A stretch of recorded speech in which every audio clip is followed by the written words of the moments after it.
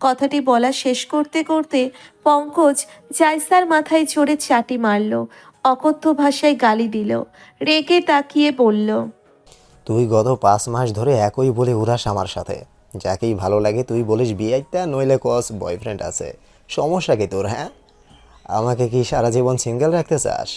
এত পাষণ্ড তুই? দূরে যা, আর নিজের গফ নিজে খুঁজতে শিখ। গেলাম আমি। কথাটি বলেই জাইসা চলে গেল বেরিয়ে। সবাইকে বলেই রিকশায় উঠল।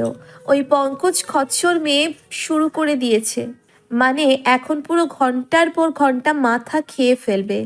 যতক্ষণ সামনে থাকে তার শুধু এক কথা, মেয়ে দে, মেয়ে দে। আমি কি মেয়েদের গোডাউন খুলেছি? আরে ভাই, মেয়ে কি হাতের মোয়া? নিজেরটা নিজে খুঁজে নিলেই তো হয়। আশ্চর্য। কুয়াশার চাদরে চারিপাশ ঢাকা, দূরে কিছু দেখাটাও যেন দায়ী হয়ে দাঁড়িয়েছে। কনকনে ঠান্ডায় শীতের কাপড়ও বেশ হার মানছে। সারাদিন সূর্য মামার দেখা নেই। হাড় কাঁপানো শীত কয়েকদিন ধরে শুরু হয়েছে। গ্রামের মানুষদের শীতের দিনে অনেক কষ্ট পোহাতে হয়। সকলে মিলে আগুন পোহায়। এরপর নানান রকম পিঠা তো আছেই। স্কুল সব বন্ধ থাকায় ছেলেমেয়েরা নানুর বাসায় যায়। তবে যতই শীত থাকুক, যতই বৃষ্টি থাকুক, সকাল সকাল কাজে বেরিয়ে যেতে হয় সকল কর্মজীবী মানুষদের। শহরে শীতটাও পড়েছে অনেক। ব্যালকনি দিয়ে শাঁ করে বাতাস বইছে। কম্বল মুড়ি দিয়ে একটা লম্বা ঘুম দিয়েছে তুষি। স্কুল বন্ধ কয়েকদিন, তাই পড়াশোনার ঝামেলায় আপাতত সে নেই। ডিসেম্বরের শেষ সময় বলে একটু বেশি শীত পড়েছে। রান্নাঘর থেকে টুংটাং আওয়াজ ভেসে আসছে চারিপাশে। আমিনা বেগম আর নাজমা নাস্তা বানাতে ব্যস্ত। আতিকুর রহমান, আলতাফ রহমান চা খেতে খেতে আড্ডায় মশগুল। রিমি উচ্চস্বরে পড়ছে বিধায় রুম থেকে আওয়াজ শোনা যাচ্ছে। জান্নাতও বেশ আয়েশ করে ঘুম দিয়েছে।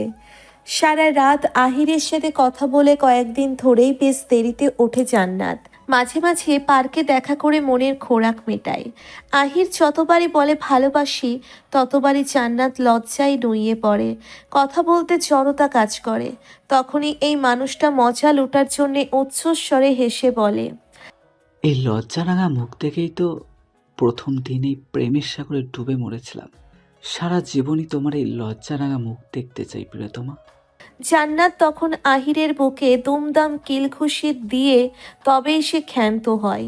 বিকেলের দিকে সবাই তখন ড্রয়িং রুমে বসে আলাপে ব্যস্ত।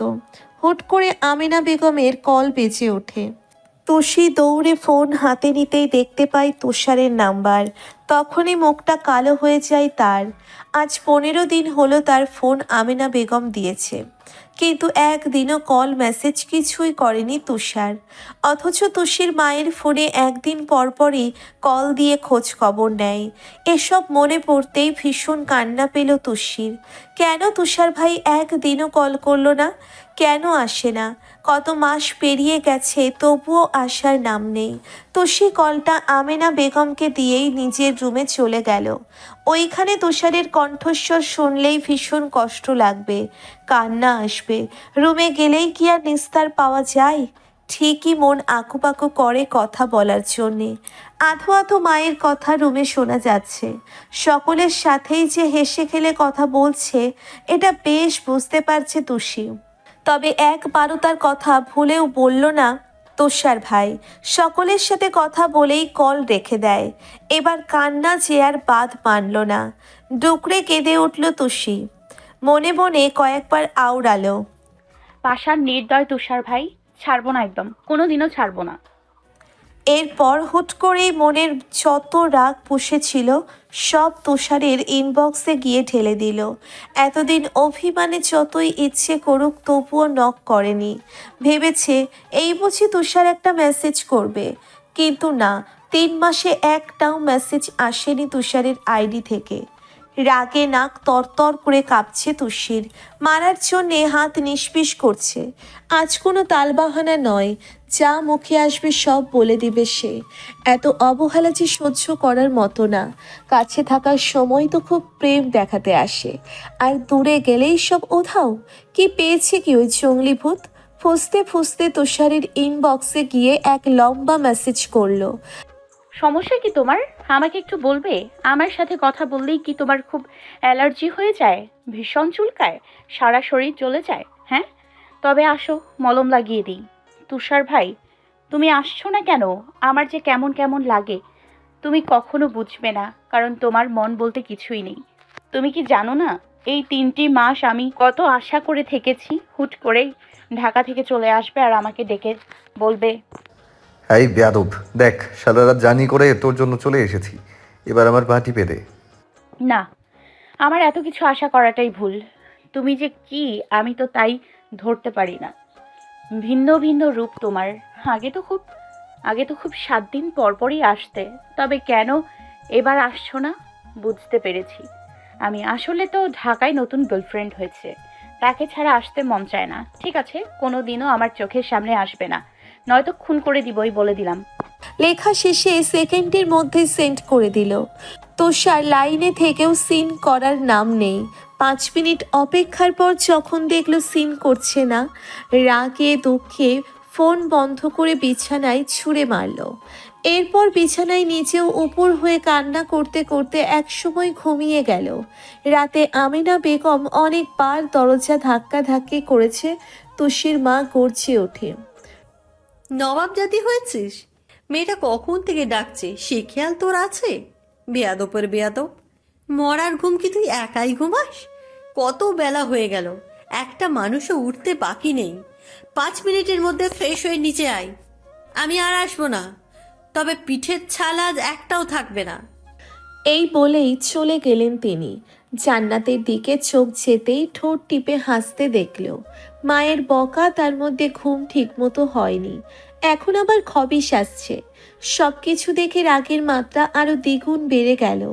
মায়ের উদ্দেশ্যে চিবিয়ে চিবিয়ে বলল, কত কত সকাল মা, মাত্র তো 7টা বাজে। প্রতিদিন তোমার প্যান প্যান ভালো লাগে না, আমাকে তুমি বরং দূরে কোথাও পাঠিয়ে দাও, এই বাসায় আমি আর থাকবো না। চিল্লিয়ে চিল্লিয়ে রান্নাঘর থেকে উত্তর দেয় আমিনা বেগম। ফাজিলের ফাজিল, আমি এবার আসলে হাড্ডি একটাও সাথে থাকবে না। মুখ ভেঙচি কেটে ফ্রেশ হতে যাচ্ছে তুষি।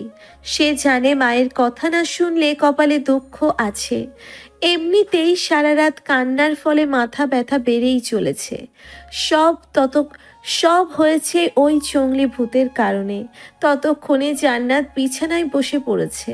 তুষিকে শোনানোর জন্যে উচ্চস্বরে জবাব দেয়, হ্যাঁ রে, এসএসসিটা দে ঠিক মতো, জামাই বাড়ি পাঠানোর ব্যবস্থা আমরা করছি। বাথরুম থেকেই রেগে উত্তর দেয়, চুপ করো তুমি, তোমার সাথে কোনো কথা নেই, কেউ কথা বলবে না আমার সাথে। বাসাটা একদম মাছের বাজার বানিয়ে ফেলেছো সকাল সকাল, শান্তিতে একটু ঘুমোতেও পারিনি, বুড়া কপাল। সবার নাস্তা শেষে আমিনা বেগম ঢেকে পাঠালেন তুষিকে।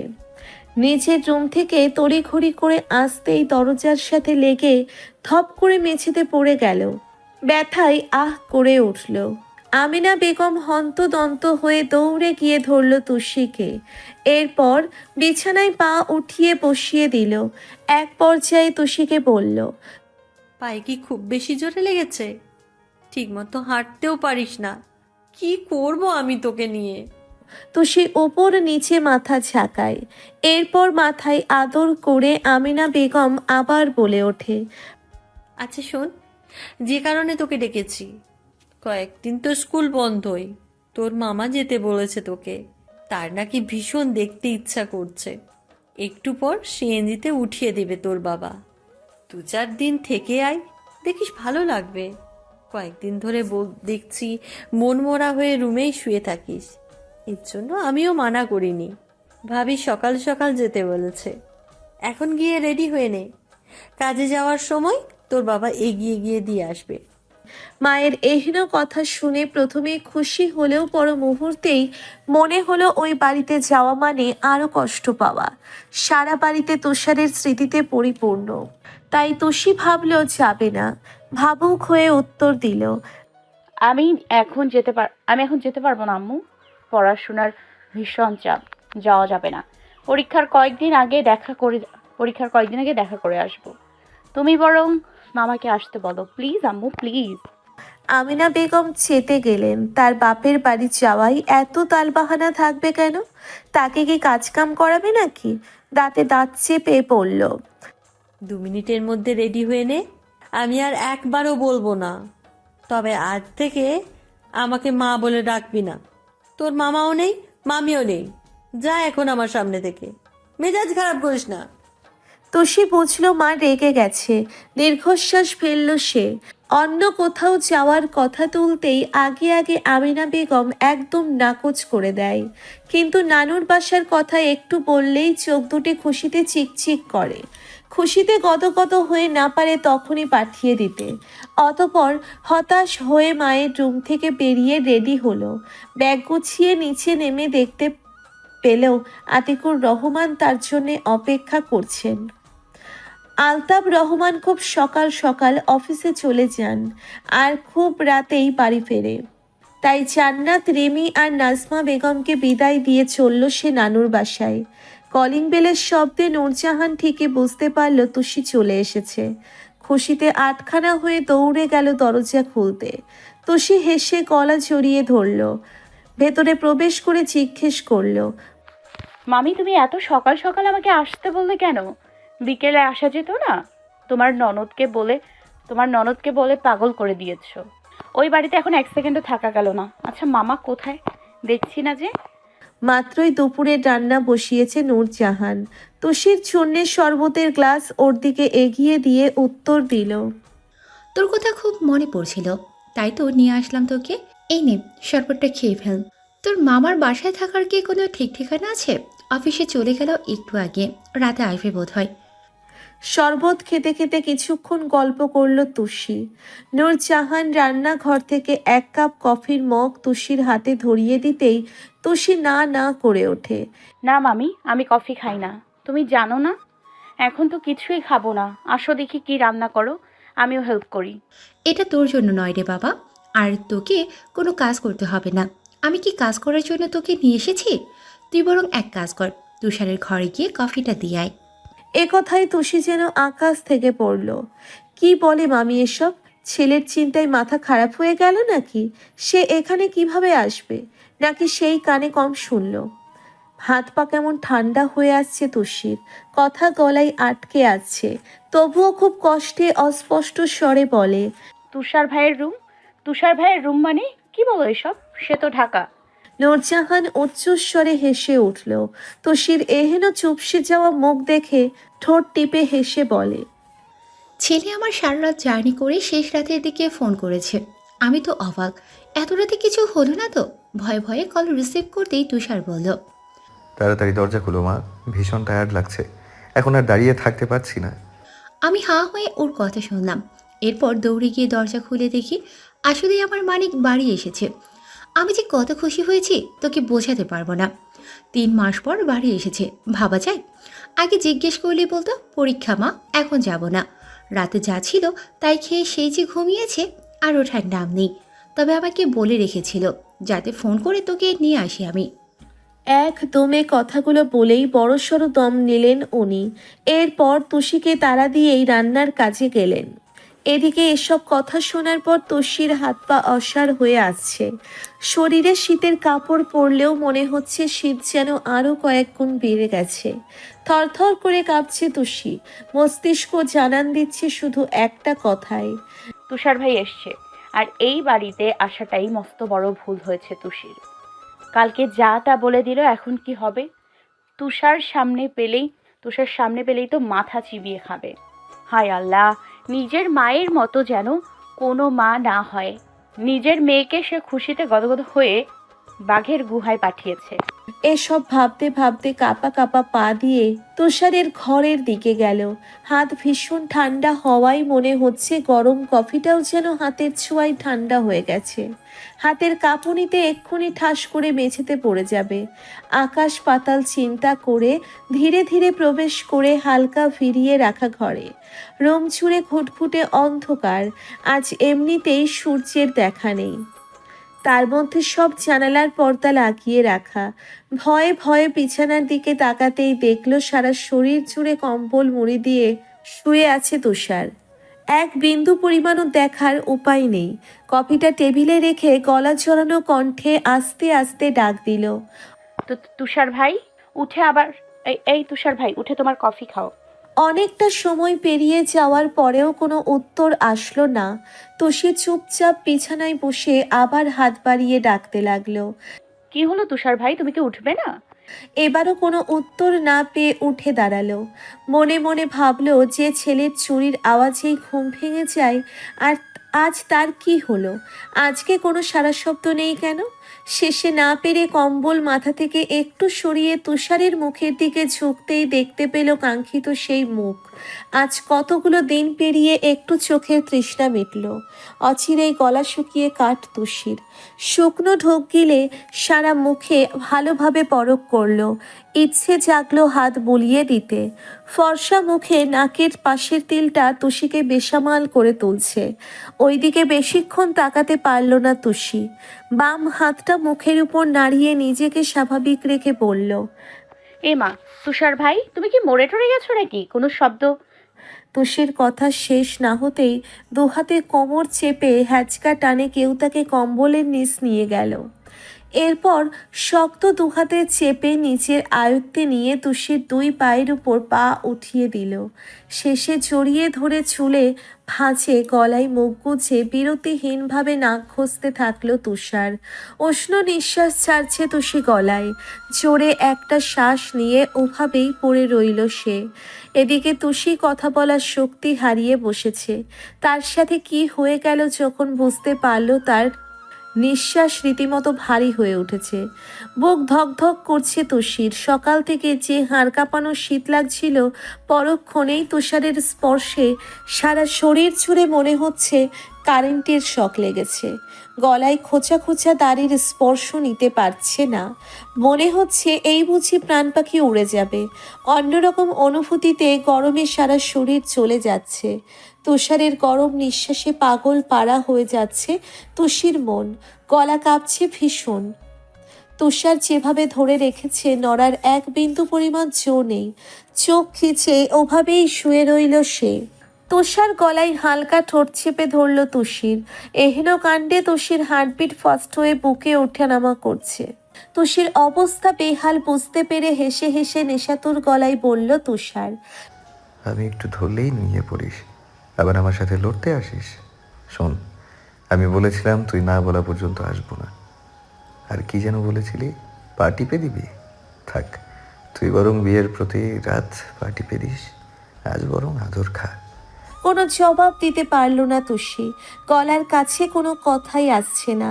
শেষে তুষারই বলল, তুই কি যেন বলেছিলি, আমাকে খুন করবি? নেই, এবার শুধু সামনে না, বরং তোর সাথে মিশে আছি।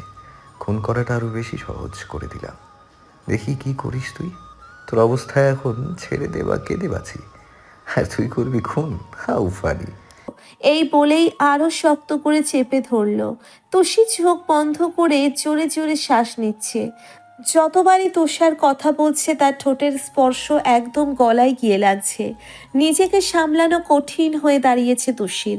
অনেকক্ষণ অপেক্ষার পর এবারও তুষির থেকে কোনো কথা না আসায় তুষার বলল, কিরে, মিউট হয়ে গেলি? ভালো হয়েছে। শোন, যেভাবে আছি সেভাবেই থাক। আমি একটা লম্বা ঘুম দিব এখন, একদম নড়াচড়া করবি না, তাহলে আরো কিছু হয়ে যাবে বলে দিলাম। তখন আমাকে দোষ দিতে পারবি না। এবার চোখ বড় বড় করে তুষি নাড়াচাড়া শুরু করে দেয়। শুকনো গলা ভিজিয়ে ভাঙা ভাঙা কণ্ঠে বলে, ছাড়ো তুষার ভাই, আমি বাবা বাড়ি যাব তুষার ভাই। তুষির এহেন দশায় তুষারও যে পাগল পাড়া। বহু কষ্টে নিজেকে সামলাচ্ছে সে। ইচ্ছে করছে ভীষণ আদর করতে। তবুও নিজেকে স্বাভাবিক করে তুষার ঘুম চড়ানো কণ্ঠে উত্তর দেয়, নো বেবি, আজ কোনো ছাড়াছাড়ি নেই। অনেক জ্বালিয়েছ আমাকে, এর শোধ আমি আজ নিবই। আর একবার যদি নড়িস তাহলে ওই ঠোঁট দুটো আস্ত থাকবে না বলে দিলাম। আমার ঠোঁটের দংশনে ছিন্ন ভিন্ন হয়ে যাবে। আর সমুদ্র বাবা আছেই, ওটাও আদায় করে নিব। এবার চুপচাপ ঘুমা। তোর এই সাপের মতো ঠান্ডা শরীর নিয়ে বাইরে ঘোরাঘুরি করতে হবে না। আমাকেও একদম বিরক্ত করবে না সুইট হার্ট। ঘুমাও শোনা। এই বলেই গলায় গাঢ় চুমু খেলো তুষার। তুষির অবস্থা যাই দম বন্ধ হয়ে আসছে। নিজের অজান্তেই এক হাত তুষারের চুলে আর এক হাত দিয়ে টি শার্ট খামচে ধরল সে। কিছুক্ষণ মোচড়ামুচড়ি করেও যখন নিজেকে ছাড়াতে পারল না, তখন বুঝে গেল এর থেকে আজ আর রক্ষে নেই। তাই ওভাবেই পড়ে রইল তুষি। 10 মিনিট পেরুতেই ছেড়ে দিল তুষিকে। তুষি যেন হাঁপ ছেড়ে বাঁচল। ও তো তুষারের কবল থেকে বাঁচার কথা মাথা থেকে একদম ছেড়ে ফেলেই দিয়েছিল। ছাড়া পেয়ে এক দৌড়ে ড্রয়িং রুমে যায় সে। জোরে জোরে শ্বাস নিয়ে নিজেকে স্বাভাবিক করে তুষি। মনে মনে গালি দেয় জঙ্গলি ভূত। এদিকে তুষার ওকে ভারী নাজেহাল করতে পেরে মুচকি হেসে পর মুহূর্তেই গভীর ঘুমে তলিয়ে গেল। সোফায় শুয়ে খুব আয়েসে টিভি দেখছে তুষি। তুষারের মা সন্ধ্যার নাস্তা বানিয়ে দুজনে খোশ গল্পে মেতে উঠলেন। কথার ফাঁকে নূরজাহান মিষ্টি হেসে বলে, শোন তুষি, তুষার হওয়ার পর থেকেই খুব ইচ্ছে ছিল একটা পিচ্ছি মেয়ে আমার ছেলের বউ হবে। তাকে আমি নিজের হাতে সব শেখাবো, আমার মেয়ে হয়ে আসবে সে। তবে তুষি, তোর মতো মিষ্টি হলে মন্দ হবে না, কি বলিস? মামির কথায় লজ্জায় কান দিয়ে ধোয়া বের হলো তুষির। কোনো কথা আসছে না কণ্ঠনালী থেকে।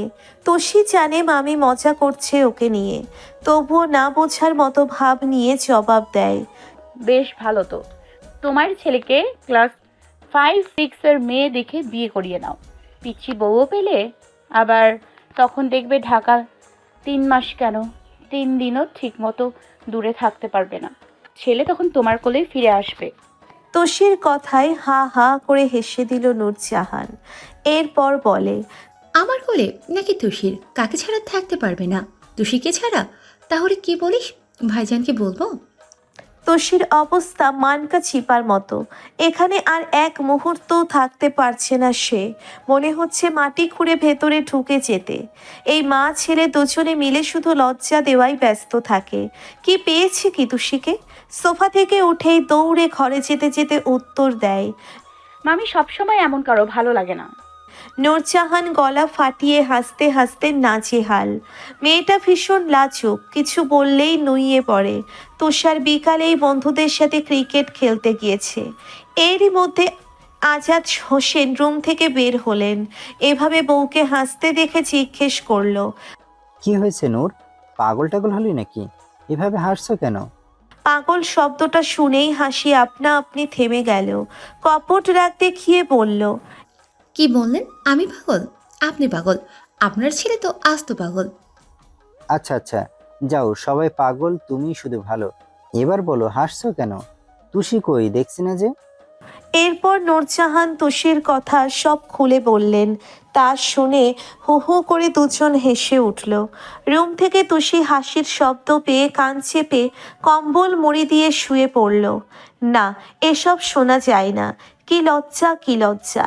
শুয়ে শুয়ে বিড়বিড় করলো, জঙ্গলি ভূত, বিয়ে করব না তোকে। জীবনটা আমার তেনা বেনা করে দিলি, ছাড়বো না তোকে। রাতের খাবার খেয়ে পড়তে বসলো তুষি। এখনো তুষারের আসার নাম নেই। ইতিমধ্যেই নূরজাহান ইচ্ছে মতো ছেড়েছে তুষারকে, তবুও কোনো কাজ হয়নি। ফোন কলের আওয়াজে বই থেকে মুখ তুলল তুষি। দেখলো আমিনা বেগমের কল। রিসিভ করেই বলল, হ্যালো মা, বলো। কি করছিস মা? কেমন কাটছে ওখানে? রাতে খেয়েছিস? আরে মা, আসতে বলো, কয়টার উত্তর দিব? খেয়েছি রাতে, ভালোই লাগছে। তোমাদের কি খবর? আমরা ভালো আছি। শুনলাম তুষার এসেছে। শোন, ভালো মেয়ের মতো থাকবি। তুষার তোর বড়, মুখটা একটু বন্ধ রাখিস। বেয়াদবি মারামারি করিস না, তোর মামি বিরক্ত হবেন। তোকে নিয়েই আমার যত চিন্তা। আমিনা বেগমের কথায় তুষির রাগ আকাশ ছুঁল। রেগে কটমট করে বলল, শোনো মা, আমি কখনো প্রথমে তার সাথে লাগতে যাই না। বরং তোমার গুণধর ভাতিজা আমার পেছনে লাগে। আমার মতো ভদ্র মেয়েকে দেখলে ওর হাত চুলকায়। সবসময় কিভাবে খ্যাপানো যায় সে আশায় বসে থাকে। আর তুমি আমাকে জ্ঞান দিচ্ছ? তুষারকে নিয়ে আজে বাজে বকবি না বলে দিলাম। চুপচাপ ভালোই ভালোই 2 দিন থেকে চলে আসবি ব্যাস। আর পড়াশোনা ঠিক মতো করিস। তুষারকে দেখে কিছু শেখ, কাজে দিবে। রাখলাম আমি। কথা শুনেই ফোন চট করে রেখে দিল তুষি। মেজাজ খারাপ করে দিল এই মা। সবসময় ভাতিজার গুণগান, একটা কথাও বলা যাবে না তাকে নিয়ে। বললেই তেলে বেগুনে ফুঁসে ওঠে। তুষি কিছু না করেও সবসময় দোষী হবে। রাগে দুঃখে বিছানায় গিয়ে শুয়ে পড়ল তুষি। রাত কয়টা বাজে জানা নেই তুষির। হঠাৎ করেই ঘুমের মাঝে অনুভব করলো কেউ গভীর মনোযোগে তার দিকে তাকিয়ে আছে। তড়িৎ গতিতে ঘুম ছুটে গেল তুষির। চোখ মেলে তাকাতেই দেখতে পেল তার দিকে ঝুঁকে এক দৃষ্টিতে তাকিয়ে আছে তুষার ভাই। তখনই চোখ দুটো অস্বাভাবিক বড় হয়ে গেল। দুহাত দিয়ে জোরে ধাক্কা দিয়ে সরানোর চেষ্টা করলো, তবুও এক চুল পরিমাণও তুষার সরল না। শেষে দুষ্টু হেসে তুষির পাশ থেকে কম্বল টেনে নিয়ে পা দুটো ঢাকলো তুষার। এরপর আরাম করে নিচের ঠান্ডা দুই পা তুষির পায়ের ওপর উঠিয়ে আরাম করে বসলো। তুষি রেগে পা সরাতে গেলেই দুপায়ে আরও চেপে ধরল।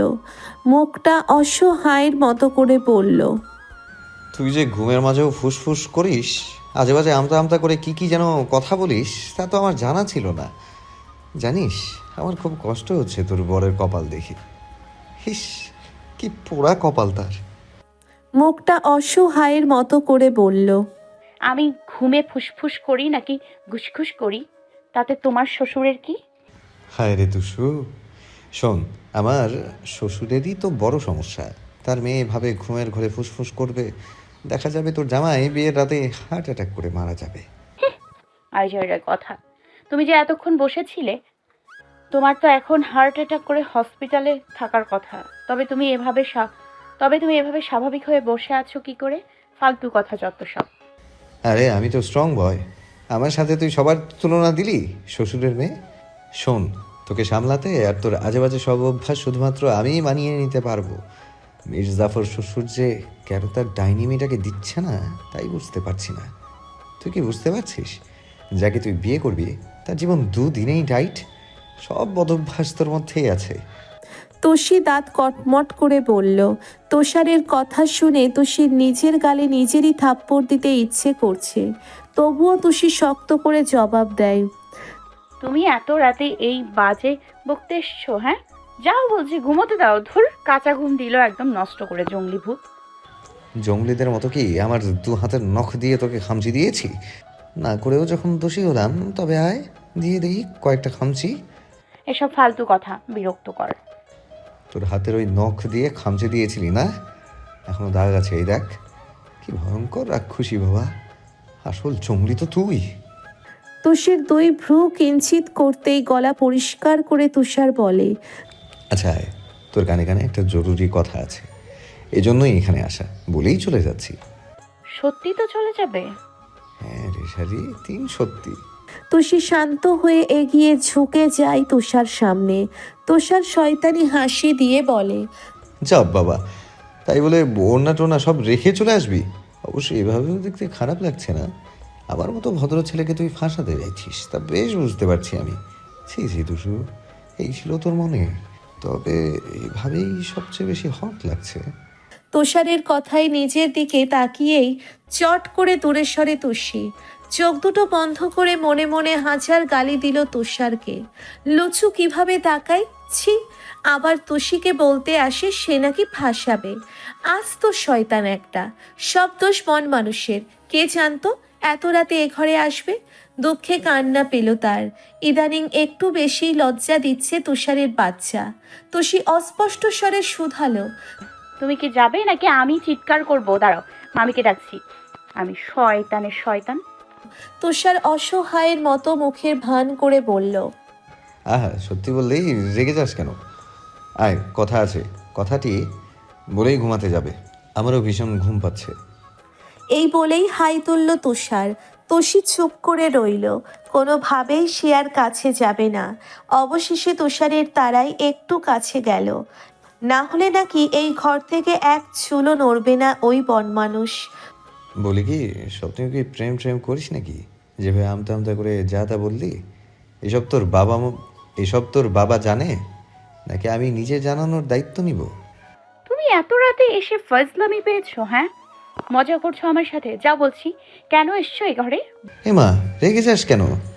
বউয়ের ঘরে আবার পারমিশন নিয়ে আসতে হয়? এটা তো জানা ছিল না। আচ্ছা, আমাকে শিখা, আর কি কি জানতে হবে বউয়ের কাছে আসতে? তুষারের এসব বাজে কথা আর সহ্য হচ্ছে না তুষির। মন চাচ্ছে গলা টিপে দিতে।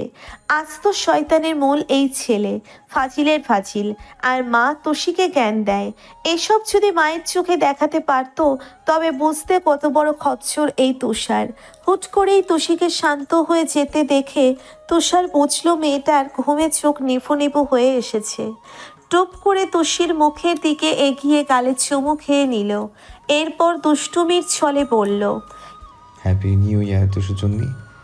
এই শীতেও তোকে কাছে পেলাম না, কি খারাপ কপাল আমার। আচ্ছা, বয়স বাড়ানোর জন্য কি কোনো যন্ত্র নেই? থাকলে টুস করে তোর বয়স বাড়িয়ে দিতাম আর বিয়ে করে কাছে রাখতাম। তোকে দূরে রেখে আমার আর ভালো লাগে না। তবে শোন, বিয়ের পর খুব বেশি ভালোবাসবো আর আদর দিব। কোনো ছাড়াছাড়ি নেই। আমার ভালোবাসার অনেক পাওয়ার তোর এই ছোট্ট শরীর মানিয়ে নিতে পারবে তো? খেয়ে নে, একটু মোটা তাজা হ। ধাক্কা দিলেই তো ছিটকে যাবি। যাই হোক, ঘুমা এখন। Good night. এই বলেই তুষার একটি তাজা লাল টকটকে গোলাপ তুষির কানের পিছনে খুব যত্নে গুছে দিল।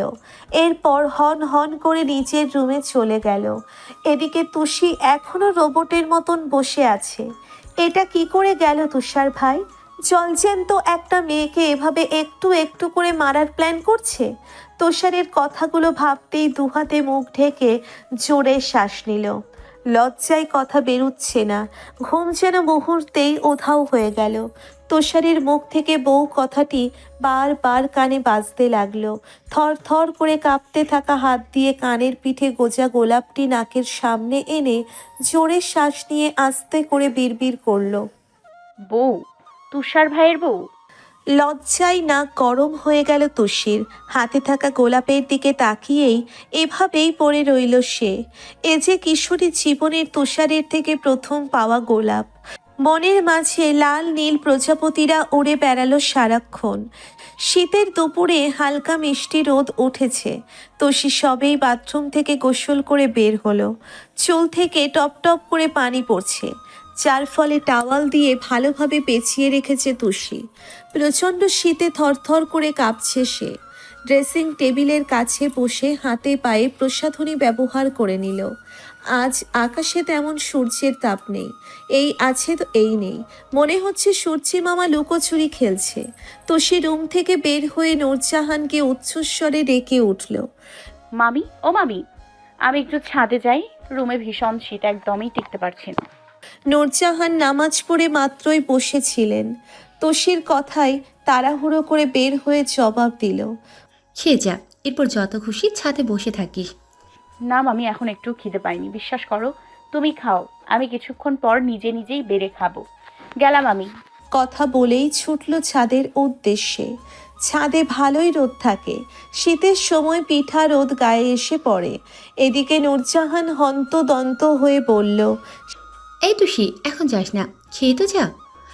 শেষে তুষিকে না আটকাতে পেরে দীর্ঘশ্বাস ফেলে বলল, মেয়েটা কারো কথা শোনে না, অন্তত নিজের খেয়াল তো নিবি।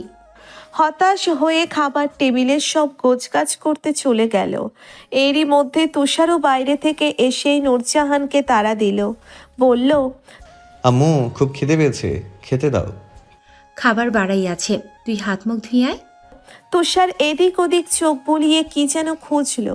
নূরজাহান তুষারকে ওইভাবে তাকাতে দেখে বলল, তুষি কি খুঁজছিস? ও রুমে নেই, ছাদে গেছে রোদ পোহাতে। তুষার ধরা খেয়ে জিহ্বায় কামড় দিল। ইস, মা বুঝে ফেলেছে। চট করেই চোখ বন্ধ করলো তুষার। মুখে জোরপূর্বক হাসি টেনে বলল, কি যে বলো মা, ওই বেয়াদবকে খুঁজবো, তাও আবার আমি? আমি তো দেখছিলাম কি কি ধরনের রান্না করেছো। আচ্ছা, ওই বেয়াদব আর কতদিন এই বাসায় থাকবে? প্রথম দিকে মুচকি মুচকি হাসলেও শেষের কথায় রেগে গেলেন নূরজাহান। খুন্তি নিয়ে তেড়ে এসে বলল, কি বললি তুই? তুষি যতদিন ইচ্ছে করে ততদিন থাকবে, তাতে তোর কি? দরকার পড়লে সারা জীবন রেখে দিব। তোর কোনো সমস্যা? যদি সমস্যা হয় নিজেই বাড়ি থেকে বিদায় হ, ব্যাস। তুষার ঠোঁট ফুলিয়ে বলল, যাক বাবা, এই বাসায় তো মাত্র 3টা রুম, তার মধ্যে একটা তোমার আর বাবার, আরেকটা গেস্ট রুম, বাকিটা আমার। এখন তো দেখছি তুষুচন্নির নজর আমার ঘরের দিকেই। আর কি পারে সে, শুধু আমার সব জিনিসে নজর দেয়াই ওই চুন্নির কাজ। বাজে কথা রাখ, যদি খাস তাহলে এখনই আয়, আমি একটু শুভ। হায় হায় মেরি আম্মা, শ্বশুরের মেয়ে থাকতে তুমি কষ্ট করবে কেন? দাঁড়াও, দেখছি আমি, তুমি বরং রেস্ট নাও। নূরজাহান তুষারের কথা মনে হয় বুঝলেন না। দৈভ্রু কুচকে বিস্ময় নিয়ে বলল, শ্বশুরের মেয়েকে মানে তোর বউ? বাবা, আমি তো এখনো তোকে বিয়েই করাই নাই। এই তুষার, তুই কি আমার ঢাকায় নিজে নিজেই বিয়ে করে নিলি নাকি? হায় হায় তুষার, এটা কি করলি? আমার কথা একবারও ভাবলি না? কষ্টে নূরজাহান কান্না করে দিলেন। তুষার মায়ের এমন কাণ্ডে হাঁ হয়ে গেল। এ কি হলো? সে কি কখনো বলেছে বিয়ে করেছি, নাকি উল্টো পাল্টা কিছু বলেছি? তবে মা কাঁদছে কেন? বাম হাত কপালে চাপড়ে হতাশ হয়ে মনে মনে বলল, ড্রামা বাজমা, সারাদিন স্টার জলসা আর জি বাংলা দেখলে তো এমনই হবে। তবে মুখে বলল, দেখো মা, আমি ওই কথা বলিনি, বলেছি যে তুমি রেস্ট নাও। আমি তুষিকে নিয়ে আসছি। বিশ্বাস করো মা, তোমার ছেলে অবিবাহিত, একদম ফুলের মতো পবিত্র। কথা আর বাড়ালো না তুষার। বড় বড় পা ফেলে ছাদের দিকে রওনা হলো। ছাদের চারিপাশে খুব মনোযোগ দিয়ে এপাশ ওপাশ দেখছে তুষি।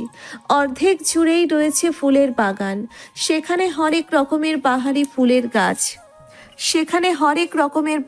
ফুলের গাছ। বেলি ফুলের গন্ধে চারপাশটা মো মো করছে। একটা ফুল ছিঁড়ে গন্ধ শুকতেই তুষারকে ছাদে আসতে দেখলো তুষি। মুখ ভেঙচি কেটেই রেলিংয়ের উপর অন্যদিকে মুখ করে বসে রইল সে। তুষার ওকে এক নজর পা থেকে মাথা পর্যন্ত দেখতেই ওর দিকে চোখ আটকে গেল। গলা খাকারি দিয়ে বলল, মাথায় এভাবে শাকচুন্নির মতো টাওয়েল পেঁচিয়ে রেখেছিস কেন? তুই কি দিন দুপুরে মানুষ মারতে উঠে পড়ে লেগেছিস নাকি? এভাবে দেখতে তোকে কি বিশ্রী লাগছে জানিস? কোনো মানুষ দেখা মাত্রই জ্ঞান হারাবে। তুষারের কথায় মেজাজ খারাপ হয়ে গেল তুষির। দাঁত চেপে বলল, তাতে তোমার কি? আমার যেভাবে ইচ্ছে সেভাবে থাকবো। তুমি কোনো কথা বলতে আসবে না, জ্ঞান হারাবে না, মরে যাবে, এসব জেনে আমি কি করব? আর অসহায়ের মতো করে জবাব দেয়, ভুক্কা মেয়ে, ওসব বুঝবি না তুই। বয়স কম, এজন্যই কম বয়সের মেয়ের সাথে তর্ক করে মজা নিই। এরা বুঝে কম, চিল্লায় বেশি। কথাগুলো শুনেই তুষি রেগে গেল। এই ব্যাটা কোন কথা থেকে কোন কথায় গেল, শালা বদলোক। পুনরায় তুষার বলল, এদিকে আয় দেখি, মাথা মুছে দিই। ঠান্ডা লাগলে তখন তো ঠিকই তোর রাজাকার বাবার কাছে নালিশ করবি। আমরা তোকে ঠান্ডা পানিতে চুবিয়ে চুবিয়ে অসুস্থ করে দিয়েছি। না বাবা, এত রেস্ট নিতে পারবো না। তোর মতো ভয়ঙ্কর মহিলার পেটে অনেক কুবুদ্ধি। আমার মতো ভুলাভালা ছেলেদের ফাঁসানোই তোর বড় কাজ। তুষি যত পারছে রাগ নিয়ন্ত্রণ করতে, কিন্তু মনে হয় এই বুঝি বোম এখনই ফেটে যাবে। এই তুষার হতচ্ছাড়া আর কতভাবে কথা শুনিয়ে শান্তি পাবে কে জানে। এসব ভেবেই ফুস করে নিঃশ্বাস ছেড়ে বলল, তোমার কষ্ট করতে হবে না তুষার ভাই, আমি পারবো। নিজের চুল নিজেই ভালো মতো মুছে নিচ্ছি। তুষি কথাটি বলেই টাওয়াল খুলতেই খপ করে নিজের হাতে নিয়ে নিল তুষার। মাথায় ছুঁড়ে চাটি মেরে বলল, ডাইনি, কেউ কি নিজের চুল নিজে মুছতে পারে? সবাই পারলেও তুই পারবি না কোনো দিনও। যদি পারতি তবে এতক্ষণ তোর চুল শুকিয়েই যেত। আমার থেকে শিখ কিভাবে মুছতে হয়। টাওয়াল হাতেই আবার ফাইজলামির ছলে বলে উঠল তুষার। মুছে দেওয়ার সময় যদি দেখি নড়াচড়া করছিস তবে মাইর হবে, তাও 2 গালে 2টা। শুনেছি একটা দিলে বিয়ে হয় না। তখন যদি আমাকে সারা জীবন চিরকুমার থাকতে হয় তাহলে উপায়? বেয়াদব, তোর তো কিচ্ছু হবে না, সব লস শুধু আমার। জানিস বাংলাদেশের কত ক্ষতি হবে? এদিকে আমার বংশ হয়ে যাবে নির্বংশ। না বাপু, আমার অনেক অনেক বাচ্চা চাই। কত স্বপ্ন আমার, এসব তুই এক নিমিষেই শেষ করতে পারিস না। বউ আমার জামাই পাবে না, বেচারা বাচ্চা কখনো বাবাটা দিতেই পাবে না। এদিকে বউয়ের আদরের অভাবে অচিরেই আমি অক্কা পাবো। 2 চোখে নিজের ভয়াবহ ক্ষতি আমি দেখতে পাচ্ছি। এরপর নিজ হাতে তুষিকে খুঁড়িয়ে চারিপাশে সুন্দর করে চুল মুছিয়ে দিল। তুষার এক দৃষ্টিতে তাকিয়ে আছে তুষির দিকে। খোলা চুলে কি স্নিগ্ধ লাগছে। এই মেয়েটার প্রতি বারবার প্রেমে পড়তে বাধ্য হয় তুষার। ওর এই মুহূর্তে মনে হচ্ছে এর থেকে আনন্দের কাজ আর একটাও নেই। প্রতিদিন যদি এই কাজ কেউ করতে দেয় তবুও কখনো ক্লান্তি আসবে না। এদিকে তুষি ফালতু কথা শুনে মেজাজ খারাপ হয়ে গেল। বন মানুষ কি শুধুমাত্র চুল মোছাতে সেই বাচ্চা পর্যন্ত নিয়ে গেল? তুষির মনে হচ্ছে মাথা গোল গোল করে ঘুরছে। মনে মনে তুষারের 14 গোষ্ঠী উদ্ধার করলো সে। তুষির চুলে নাক ডুবিয়ে শ্বাস নিয়ে মুচকি হেসে বলল, থু, কি বিশ্রী গন্ধ আসছে তোর মাথা থেকে। মনে হচ্ছে সব পচা ডিম তোর মাথায় কেউ ফাটিয়ে দিয়েছে। দূরে যা, দূরে যা। ছি ছি, আমার নাকটাই শেষ। এ কথাটি বলেই চট করে দূরে সরে গেল তুষার। তুষির আগে গজগজ করতে করতে জবাব দেয়, বন মানুষের ঘরের বন মানুষ, ফাজলামি করো। একটু আগেই শ্যাম্পু করে আসলাম, কি সুন্দর সুগন্ধি। আর তুমি বলছো বিশ্রী গন্ধ, আসলে তোমার নাকই বিশ্রী। জঙ্গলিদের নাক তো এমনই থাকবে। তুষার মনে মনে হেসে উঠল। তুষিকে রাগিয়ে বেশ মজা পাওয়া যায়। বলল, এখন তো আমার নাকেরই সমস্যা। দিন দিন কত কি শুনবো। এই সুগন্ধি নিয়ে ভুলেও তুই বাইরে বের হবি না, বিশ্বাস কর। ওই দিন তাহলে রাস্তায় কেউ জ্যান্ত পাওয়া যাবে না। তুষি রেগে মেগে ওভাবেই দাঁড়িয়ে থাকলো। ওকে চুপ থাকতে দেখে তুষার ক্ষীণ হয়ে বলল, তুই যেভাবে আছিস ওভাবেই দাঁড়া। এখন আমি তোর কাকের বাসার মতো চুলগুলো বেঁধে দিই। এভাবে নিচে যাওয়া যাবে না। হয়তো তোর ওপর পেতনি ভর করবে, আমার হবে জ্বালা। শেষে কিনা ভয়ঙ্কর পেতনি আমার বউ হবে। না না, এ হতে পারে না। তুষি বিরক্তি ফুঁস করে নিঃশ্বাস ছাড়ল। যদি কেউ ছাদে এসে পড়ে তখন কি হবে? এই জঙ্গলি ভূত এক মুহূর্ত শান্তি দেবে না, সেটা তুষি জানে। তাই বলে ছাদে ইচ্ছে করে ছাদ থেকে এক লাফে টুপ করে নিচে পড়ে যেতে, তাহলে একটু হলেও শান্তি পাওয়া যেত। চুল বাঁধার সময় বাঁধলো আরেক বিপত্তি। কোনোভাবেই তুষার ঠিকমতো চুল বাঁধতে পারছে না। তা দেখে তুষি খিলখিল করে হেসে ওঠে। তুষার দিল এক ধমক, তবুও তুষির হাসি থামার নাম নেই। রেগে মেগে তুষার চুল আচ্ছা মতো টেনে ধরলেও তুষি 32টা দাঁত বের করে ক্রমাগত হেসে যাচ্ছে। শেষে তুষিকে না থামাতে পেরে তুষার ছাদের মেঝেতে ধপ করে বসে কাঁদো কাঁদো ভাব নিয়ে বলে, এভাবে হাসিস না তুষজন্যি। আমার বুকে ভীষণ ব্যথা হয়, নিঃশ্বাস নিতে পারি না, আমার হার্টবিট ফাস্ট হয়। এই দেখ, মনে হচ্ছে এখনই হার্ট অ্যাটাক করে ফেলবো। সব দোষ তোর। মরার আগে সবাইকে বলে যাব এক শাকচুন্নির ভয়ঙ্কর হাসিতে অবুঝ নাদান ছেলের মৃত্যু। তুষির হাসি থেমে তৎক্ষণাৎ সারা মুখে লজ্জা এসে ভিড় করলো। ছাদে আর দেরি না করে তরতর করে সিঁড়ির দিকে পা বাড়ালো। মনে মনে বলল, আস্ত বন মানুষ একটা। সময়টা তখন সন্ধ্যা নামার আগ মুহূর্ত। আকাশে লাল আভায় চারিপাশ স্নিগ্ধ শান্তি বিরাজ করছে। ফুরফুরে বাতাস বইছে। পার্কের একটি পুরনো কাঠের বেঞ্চে বসে আছে মিরাজ। প্রায় 30 মিনিট হলো রাফসার জন্য অপেক্ষা করছে সে। শুধুমাত্র এই পার্কের গাছ, রাস্তা, পুরনো রং উঠে যাওয়া বেঞ্চেই জানে শত শত যুগলের ভালোবাসা ও বিচ্ছেদ হওয়ার গল্প। কখনো বা প্রেমিকার লজ্জাময় মুখ আর প্রেমিকের দুষ্টু হাসি। বেকার প্রেমিকের 10 টাকার ঝালমুড়ি অথবা এক মুঠো বাদাম। এসব গল্পেই তারা যে সাক্ষী হয়ে থাকবে চিরকাল। কাল রাতেই মিরাজ বলে রেখেছে যে করেই হোক আজ বিকেলে দেখা করা চাই। তবুও প্রথমে রাফসা গাইগুই করছিল, কোনোভাবেই আলাদা সে দেখা করতে পারবে না। মিরাজও হাল ছাড়েনি। অনেক কাঠখড় পোহাতে হয়েছে রাজি করানোর জন্য। শেষে অবশ্য কাজ হলো। রাফসার তবুও এক শর্ত, 20 মিনিটের বেশি সে থাকবে না। গুনে গুনে 35 মিনিট পর রাফসা এসে ধপ করে বসে পড়ল। মিরাজের দিকে এক নজর দেখেই চোখ সরিয়ে সামনের দিঘির পানে মুগ্ধ দৃষ্টিতে তাকালো। 3-4টে নৌকা ভেসে বেড়াচ্ছে, তার মধ্যে কয়েকটা যুগল বন্দী হয়ে ভালোবাসা বিনিময় করছে। কি মিষ্টি সেই দৃশ্য। ওই দিকেই তাকিয়ে প্রশ্ন ছুড়ল মিরাজের দিকে, কিসের জন্য এত আয়োজন করে ডেকে আনলি, জানতে পারি? মিরাজ উসখুস করা শুরু করলো। রাবসা ওর দিকে এক পলক তাকাতেই গলা খাকারি দিয়ে মাথা চুলকে বলল। এমনি ভাবলাম তোর সাথে সময় কাটানো যাক। রাবসা এবার ওর দিকে সরাসরি পাশ ফিরে তাকালো, চোখের দিকে পলকহীনভাবেই তাকিয়ে শুধালো। এতটুকুই, আর কিছু না? না, আর কি, আসলে মনে পড়ছে না। রাবসা হতাশ হলো, চোখ সরিয়ে আবার সামনের দৃষ্টি চোরা নিবদ্ধ করলো। মিরাজ বুঝলো বোকামি করে ফেলেছে। তৎক্ষণাৎ জোরে জোরে কয়েকবার শ্বাস নিয়ে স্বাভাবিক হয়ে আবার বলল। ও হ্যাঁ, মনে পড়েছে। বলছিলাম যে কয়েকদিন আগে যে বইটা দিয়েছিলাম পড়েছিলি? কেমন বইটা? ভালো, খুব ভালো। রাবসার নির্বিকার জবাব। এহেন কথাই মিরাজ একটু মনে জোর পেল, বলল। সত্যি পড়েছিস? 50 পৃষ্ঠা কিছু ছিল, দেখেছিস? কি দেখব? বইয়ে কি কিছু থাকার কথা ছিল? কথাটি শুনেই মিরাজের মুখ কালো হয়ে গেল, মনে হচ্ছে গলা ফাটিয়ে কাঁদবে। তার মানে কি চিরকুটটা লাইব্রেরিতেই পড়ে আছে, যার জন্যে সারা রাত কাপা হাতে এক এক করে 10 পৃষ্ঠা লিখলেও মন মতো হয়নি বলে আবার লিখেছে? সে পড়তেই পারল না। ওই দিন কি হয়েছিল মিরাজের কে জানে। সুন্দর হাতের লেখা হওয়া সত্ত্বেও মনে হতো এমন জঘন্য লেখা কারোই হয় না। খুব কষ্টে গুটি গুটি অক্ষরে এক পেজে মনের কথা খুব যত্নে লিখেছিল। মুখে যা বলা যায় না, এর জন্যেই তো কাগজে লেখা।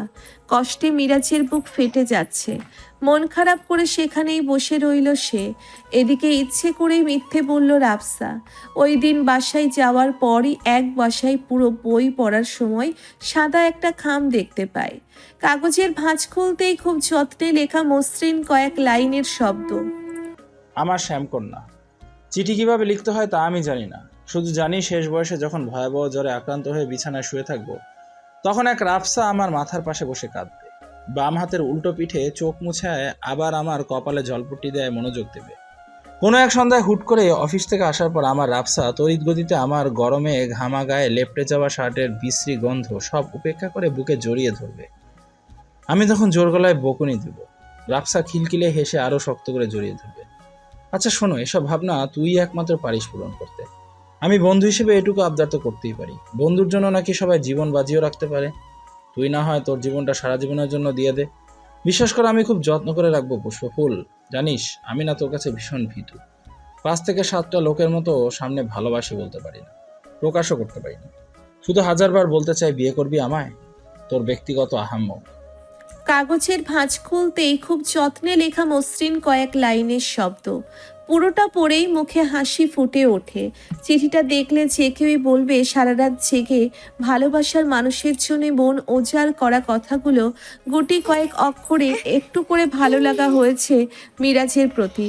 রাতে ঘুমানো যাওয়ার আগে প্রতিদিন বহুবার সেই চিরকুট পড়ে তবেই ঘুমোতে যায়। রাবসার একসময় এসব কথা ভাবতেই বিরক্ত মনে হচ্ছে। এখন এই নীল দিঘিতে গিয়ে ঝাঁপ দিতে পারলে শান্তি পেত। আহাম্মক, ভালোবাসি সেটা বলতে এত কেন ভয়?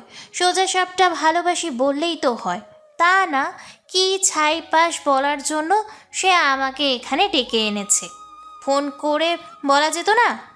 অনেকটা সময় পর রাবসা ওর দিকে তাকিয়ে দেখে মন খারাপ করে বসে আছে নীরবে, শুধু বাকি বাচ্চাদের মতো চিৎকার করে কান্নাকাটি করা। মিরাজের মুখ থেকে কথা বের করার জন্যে বলল। কি ছিল বইয়ে? বলে বল, না হলে উঠলাম, মাথা ব্যথা করছে, বাসায় যাব। কিছু না, থাকো সব কথা। আগে বল, মাথা কি অনেক ব্যথা করছে? চল এখনই বাসায় দিয়ে আসি। আগে বলবি না আমাকে, তাহলে তো আসতেই মানা করতাম। এরপর দুজনে উঠে যখন রাস্তায় আসলো, রাবসা দেখতে পেল ঝালমুড়ি বিক্রি করছে একটা ছেলে। মিরাজকে রাস্তায় দাঁড় করিয়ে দৌড়ে গিয়ে ঝালমুড়ি নিয়ে আসলো। সব ঝালমুড়ি নিজেই একা একা খেলো। মিরাজ এমন কাণ্ড দেখে বেশ বুঝতে পেরেছে সে ইচ্ছে করেই এমন করলো। নিজের প্রতি 1000টা গালি দিয়ে তবেই রিকশায় উঠল মিরাজ। সব অস্বস্তির পরিস্থিতির পরে এই রাবসা নামক মানুষটা সামনে থাকলেই কি করা উচিত কিছুই বুঝতে পারেন না, সব থতমত ভাব হয়ে যায়। এদিকে রাবসা মনে মনে 1000 বার আওড়ালো। আহাম্মকের আহাম্মক, এক মুঠো যে বাদাম কিনে দিবি তাও বুঝিস না, গাধা। মেয়েরা কিসে ইমপ্রেস হয় সব কি তোকে আমি শিখিয়ে দেব? একটু 20 টাকার গোলাপ ফুলও তো আনতে পারিস হতচ্ছাড়া বলদ। কেন যে আসতে গেলাম এই বলদের কথায়, সারা রাত ভেবেছিলাম কি আর হলো কি, মেজাজটাই চটে গেল।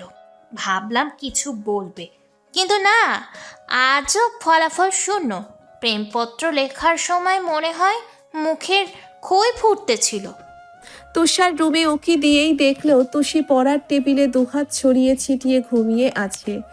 পাশেই অবহেলায় বইগুলো খোলা অবস্থা ওইভাবেই পড়ে আছে। তুষার কিছুক্ষণ দরজার বাইরে তুষির কাণ্ড দেখল। মাঝে মাঝে মশার কামড়ে নড়ে চড়ে আবার গভীর নিদ্রায় তলিয়ে যায়। তুষার নিজের হেসে দিয়ে অত্যন্ত সিরিয়াল ভঙ্গিতে গম্ভীর হয়ে বলল, কিরে জন্যি, পড়ার সময় কি ওইভাবে ঢুসে ঢুসে ঘুমায়? অবশ্য তোর দ্বারা সব কিছুই সম্ভব, পড়া চুন্নি কোথাকার। আসলে ভেবে দেখলে তোর চুন্নি নাম অনেক কিছুতে যায়, যেমন পড়া চুন্নি, কাজ চুন্নি, মন চুন্নি। এ তো দেখি বিরাট সমস্যা। এতগুলো কথা শুনেও তুষি হালকা নড়ে আবার পড়ে রইল। ওকে উঠতে না দেখে তুষার শয়তানি হাসি দিয়ে তুষির বাহু হালকা ধাক্কা দিতে দিতে উচ্চস্বরে বলে, তুষি ওঠ, দেখ তোর চুলে তেলাপোকা, ওঠ উঠ। গেল রে, তেলাপোকাটা একেবারে নাকের ভেতরে ঢুকে গেল। তুষি ভয়ে ধরপড় করে উঠে জোরে এক চিল্লানি দেয়। ভয়ে তুষির মনে হচ্ছে এখন ভেতরের থেকে কলিজা বেরিয়ে আসবে। হাত পা ঠান্ডা হয়ে যাচ্ছে। চেয়ার থেকে তড়িৎ গতিতে উঠেই তুষারকে শক্ত করে জড়িয়ে ধরে ভয়ার্থ সুরে বলল, বাবা বাঁচাও তো তুষার ভাই। কোথায় তেলাপোকা? মরে গেলাম তুষার ভাই, ফেলে দাও প্লিজ, আমাকে বাঁচাও। এই বলেই তুষারের বুকের মাঝে কুটি সুটি মেরে পড়ে রইল। ভয়ে গলা শুকিয়ে এসেছে, উচ্চস্বরে কান্না করে দিল। তুষার কখনো ভাবেনি তুষি এতটা ভয় পাবে, আর জড়িয়ে ধরা তো দূরের কথা। এই প্রথম এমন স্পর্শ বুকের ভিতর মনে হচ্ছে ধুরুম ধারুম শব্দে হাতুড়ি পেটাচ্ছে। মনের মাঝে ভালো লাগার শিহরণ বয়ে যাচ্ছে। এ যেন হৃদয়ে চৈত্রের খরার মতো এক পশলার বৃষ্টি। বড় একটা দম নিয়ে তুষারও নিজের দু হাতের বাঁধন শক্ত করল। দেখে মনে হচ্ছে পারলে নিজের ভেতরেই ঢুকিয়ে ফেলবে তুষিকে। চুলে পরপর 2বার টুপ করে ঠোঁট ছুঁয়ে গাঢ় চুমু খেয়ে ক্ষীণ কণ্ঠে বলল, হ্যাঁ বাঁচাবো, আমি না বাঁচালে কে বাঁচাবে বলতো? তুষু শোন, তুই এভাবেই আমাকে ধরে রাখ। আমি দেখছি দুষ্ট তেলাপোকাটা কোথায় গেল। এত বড় সাহস দুশুর গায়ে টাচ করে। তুই কোনো চিন্তা করিস না, ওই বদ তেলাপোকাটাকে আমি নিজেই উচিত শিক্ষা দিব। শ্বশুরের মেয়েকে শুধু আমি টাচ করব, আর কেউ মাঝখানে আসলেই সোজা উপরে। তুষি ওইভাবে ধরে রেখেই হো হো করে কেঁদেই যাচ্ছে। ওর মনে হচ্ছে তুষার থাকলে কোনো ভয় নেই। এই সেই একমাত্র স্থান যেভাবে খুব নিশ্চিত থাকা যায়, যেখানে খুব নিশ্চিন্তে থাকা যায়। চোখের পানি নাকের পানিতে তুষারের শার্ট একদম ভিজে একাকার। জোরে জোরে নাক টানছে আর তুষারের বুকে চোখ নাক মুছছে। তুষার নাক কোচকালো, মনে মনে বলেন, একটু ভালোভাবে থাকবি তা না, রোমান্টিক মোমেন্টে আচ্ছা রোমান্টিক মোমেন্টে সব অকাজ করিস। আনরোমান্টিক মহিলা, কি সব অভ্যাসটা করছিস? আমার নতুন শার্ট দিলি একদম নষ্ট করে। তুষির চুলে সেও মুখ ঘষল, এরপর আবার বলল, নড়াচড়া করিস না তুষু, নড়লেই খপ করে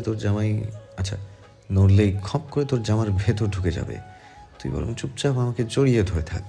কেঁদে কেঁদে জবাব দেয় তুষি, না তুষার ভাই, এসব বলো না, তুমি ফেলে দাও, আমার খুব ভয় করছে। হ্যাঁ, আমি তো তোর কাজের লোক, কামলা পেয়েছিস বিনা পয়সায়। এরপর তুষার ওর মাথায় থুতনি ঠেকিয়ে ওভাবেই দাঁড়িয়ে রইল। অনেক সময় পর তুষির কান্না থেমে গেল। এরপর বলল, তুষার ভাই এখনো যায়নি? তুষিকে বোকা বানাতে পেরে উচ্চস্বরে হেসে দিল। বলল, কেমন দিলাম তুষু জন্যি, দেখলি কিভাবে বোকা বানাতে হয়? তোকে বানানো তো আরো সহজ, কারণ তোর মাথায় ঘিলু টিলু কিচ্ছু নেই। কথাটি শুনেই মাথা তুলেই বুঝল তুষি একদম তুষারের বুকের মাঝে লেপ্টে আছে। এখন একদম বুঝে ফেলেছে সবকিছুর মূল ওই বন মানুষের।